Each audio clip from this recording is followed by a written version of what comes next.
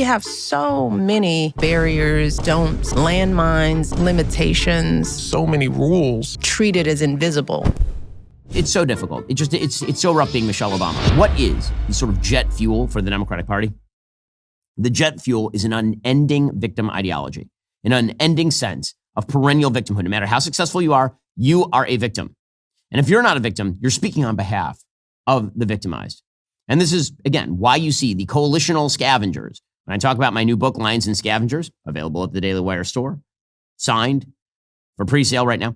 When you're talking about the scavengers, the people who spend their lives complaining about how rough they have it and how rough everybody has it, who's a member of a quote-unquote marginalized community, while they sit there in their air-conditioned studios, being worth tens of millions of dollars, these are the people that we are talking about.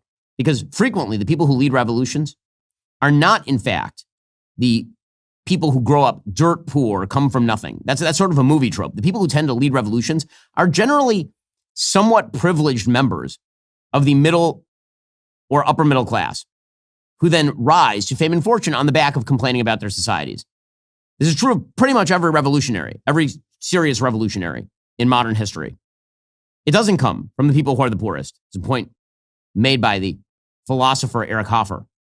But Michelle Obama is just a beautiful example of this. So Michelle Obama did not grow up dirt poor. She went to Princeton University. She then went to Harvard Law School. She then married Barack Obama and got a bunch of cush jobs at places like the University of Chicago Healthcare Board. And then she was First Lady of the United States.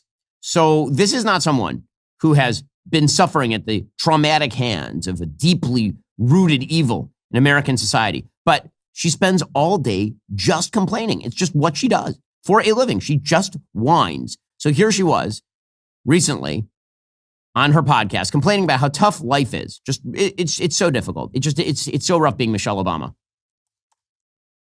Women, we have so many landmines and barriers and don'ts and limitations. It's, I mean, Craig, you're the guy at the table, but I think it's important for all guys listening, especially men raising daughters, to realize that difference, and that thing that inadvertently, as you are loving and raising these beautiful girls, there are so many rules baked that in, make us small, baked in without our knowing it. Yeah. So many rules that women have to pay, as opposed to rules for men. There's so many rules for women. It's so brutal and difficult. In fact, Michelle Obama is by the way, she's talking with Julia Louis-Dreyfus, like the very, very famous and wealthy actress, complaining about how rough life is for women in a beautifully turned out studio drinking from porcelain mugs. I can't with these people. I can't. We'll get to more on this in a moment. First, it's pretty ironic when you think about it. Millions of military members have fought for our freedom. Unfortunately, our privacy is being eroded every single day. Our phones are listening, tech companies are tracking everything we do online, and all of that is actually legal. Fighting for freedom isn't just the military's job anymore. You actually need to do that in your actual life. That's why I use ExpressVPN. It's basically like a shield for your internet activity. Everything gets sent through encrypted servers so nobody can see what you're doing online. Not your internet providers, not data brokers, not government agencies. Here's what really impressed me. Last year, ExpressVPN got over 400,000 requests for customer data from tech companies and government agencies. You know how many times they actually handed over data? 0. They literally can't share what they don't have, thanks to their zero logs policy. The best part? It's stupidly easy to use. Just one click and you're protected. Works on everything. Phones, computers, tablets, your smart TV. You can protect up to 8 devices at once, so your whole family gets that privacy back. I use ExpressVPN all the time. I've been on the road a lot. That means I'm using public Wi-Fi. When I use public Wi-Fi, I got to be protected. ExpressVPN is my go-to. ExpressVPN is one of the best tools you can have. Find out how you can get 4 months free by scanning the QR code on screen, clicking the link in the description box below, or by heading on over to expressvpn.com/Ben Shapiro Show. Here she was talking about how she doesn't have the certainty of maleness. Women don't have the certainty of maleness. We're always hedging. Because in the back of our minds, we weren't raised with the certainty of maleness that, kind of the confidence that young men in their 30s have, which they haven't earned. They just have it. Mm-hmm. We don't start feeling that and owning that until our 50s and 60s at a time when we start to be treated as invisible in society. You don't have the certainty of maleness. It's true. Men face such great certainty as opposed to women who face tremendous uncertainty. Okay, so I asked our friends and sponsors at Perplexity a couple of easy questions. What percentage of women versus men graduate from college and from graduate school? Who is more likely to die young, men or women? Answer, women are more likely than men to graduate from college in the United States. In 2024, the 6-year graduation rate for women at 4-year colleges was 67%, compared to 60% for men. Among adults aged 25 to 34, 47% of women have a bachelor's degree, compared to 37% of men. The gender gap is consistent across all major racial and ethnic groups. Women also outpace men in graduate study completion. Women earn about 54 to 56% of all doctoral degrees and 62 to 67% of all master's degrees. Who is likely to die young, men or women? In the United States, the life expectancy for men is about 5 to 6 years shorter than for women. A larger percentage of men die before age 65 compared to women. 31% of men who died in 2023 were under 65 versus only 19% of women. Men have a higher mortality rate from nearly all major causes of death, including accidents, heart disease, suicide, and drug overdoses.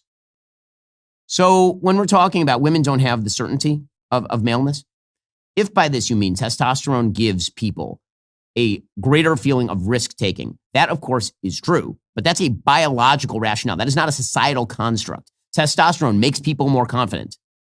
It does. It makes people more aggressive. And that's what the hormone does. Estrogen does not do those things. So is that the fault of society? Or is that just the way that human biology works? Like if you feel less certain, is that because society is mean to you specifically? Or is that because reality dictates that the hormones that you have in your body are making you less aggressive than that heavily muscled dude down the hallway who works out twice a day and eats nothing but red meat? Like that biology has something to do with this. But again, this idea is that you're victimized. You're victimized. And the reason Michelle Obama is talking about this is not because she believes that you're victimized by biology. She believes that you are victimized by the deep-rooted evil of American society that somehow makes women less than, that somehow throws obstacles in the way of women. Now, never in human history has there been a group of women as privileged as American women in 2025. It just does not exist. Again, you can make the argument that men had it better than women do in 2025 100 years ago. But the argument that women of today are the deeply suffering class in American society is not statistically true. That is not to denigrate the struggles of any specific woman. It is not to denigrate the fact that women have to make life choices that men don't have to make because of their biology, including when to have kids, when not to have kids, how to balance career and kids. All of that is, of course, true, but that's just natural to human biology. The question is not women compared to men. It's women compared to women of the past, or women compared to some ideal of what womanhood should be. What choices are unavailable to women in 2025 in America? Please name them. Really, name the choices that women do not have because they are women, not based on biology, but based on societal restriction. You can't. They don't exist. And if you say abortion, that is not about the woman. That is about the protection of the child growing inside the woman. That is a completely separate issue. By the way, we'll still mention that abortion on demand is available in New York and California, for example, and Massachusetts and a wide variety of other states across the country. But this perennial victimhood ideology spreads out beyond the boundaries of just womanhood. You hear it with regard to DEI, sort of, it's about blackness or brownness or gayness or whatever the subgroup may be.